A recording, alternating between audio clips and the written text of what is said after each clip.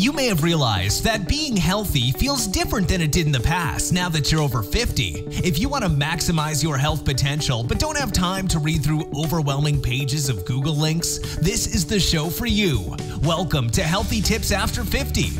We love doing the research, finding solutions, talking to health experts, and learning what works and what doesn't. Now, your host. She spent the last 25 years dedicated to feeling her best and is here to share her best findings with you, Susan Rosen. Hello, everybody. This is your host, Susan Rosen.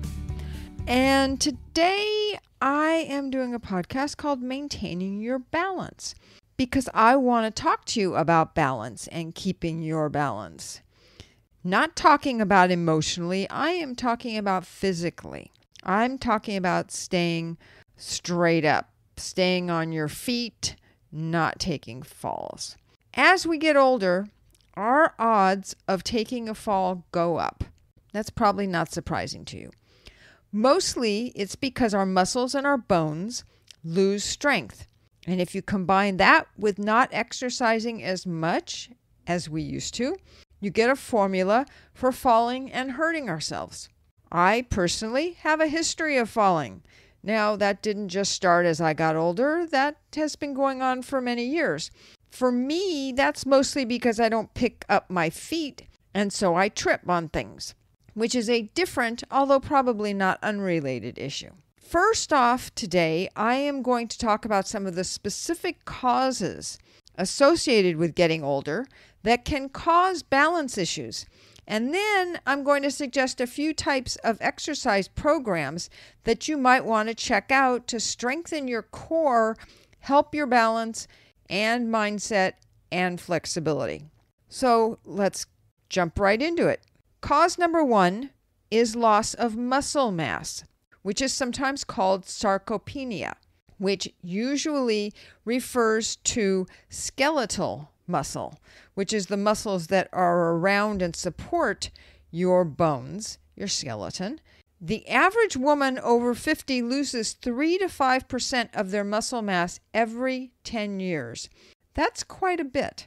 Unlike men, we women don't do as much physical exercise as we get older, and our muscle mass starts to turn into fat. A second cause is the medications that we all take, or people take. I don't take many of these. Things like antidepressants, diuretics, beta blockers, narcotics, antihistamines, muscle relaxants, sedatives, digoxin, I know I'm not pronouncing that right, anticonvulsants, and nitrates are among the many medications that can increase the risk of a fall. Orthopedic problems can also precipitate a fall. Things like foot, knee, or ankle injuries, a previous fracture, arthritis, and or lower back pain are some examples of orthopedic problems. Cognitive disorders like Alzheimer's and dementia can also increase falls. And people with arthritis, osteoarthritis, especially of their knees, which makes sense, and rheumatoid arthritis, as well as low levels of vitamin D, all of those type of people can also experience falls and having more of them. Interestingly, hearing loss is also associated with falls, according to a study that appeared in the Archive of Internal Medicine. The reason for this is that hearing loss can dull the awareness of your surroundings. And if your brain is dealing with hearing deficiencies, it leaves fewer brain resources to help with balance and walking. We always forget that our brain really does have something to do with all this. So this affects those people who have not gotten hearing aids to help them counteract their hearing issues. Now, visual impairment has a kind of obvious relationship to falls. If you can't see where you're going, it's easier to trip over something or into something. And it can also affect your balance if you think about it. If you try closing your eyes and walking or standing on one foot, it's much more difficult than when you have your eyes open and you can adjust and recognize where you are in space. Osteoporosis, Parkinson's, and strokes also can make people more prone to taking falls. I know that my mom had osteoporosis and my dad had Parkinson's, and they both certainly did take more falls as they got older. If you do start to fall, there are a few ways, of course, if you can remember them in the moment, good luck with that, to try and lessen the impact of the fall. So take extra care when you walk on hard, slippery, or even uneven surfaces. You can try to break your fall by grabbing onto whatever solid surface is available. Sometimes that's not really very helpful. Try breaking your fall with your hands, as a broken arm has fewer complications than a broken hip. So I also read somewhere that for women, after having a broken hip, they are much more likely to die soon after, within a year after having broken their hip. So I thought that was kind of interesting. Some other things to think about doing is to buy and wear shoes that fit your feet well, and don't wear shoes that have large soles because they can get caught on things like furniture and curbs. Avoid high heels for obvious reasons, and especially don't walk around in just socks or anything else that has a tendency to slip. There are quite a few kinds of exercise, as well as some individual exercises that can help with strengthening your core, balance, strength, and flexibility, all of which will help with lowering the odds of taking a fall.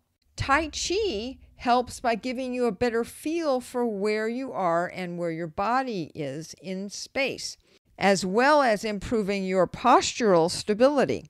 All of this helps you to catch yourself when you get off balance and before you actually fall.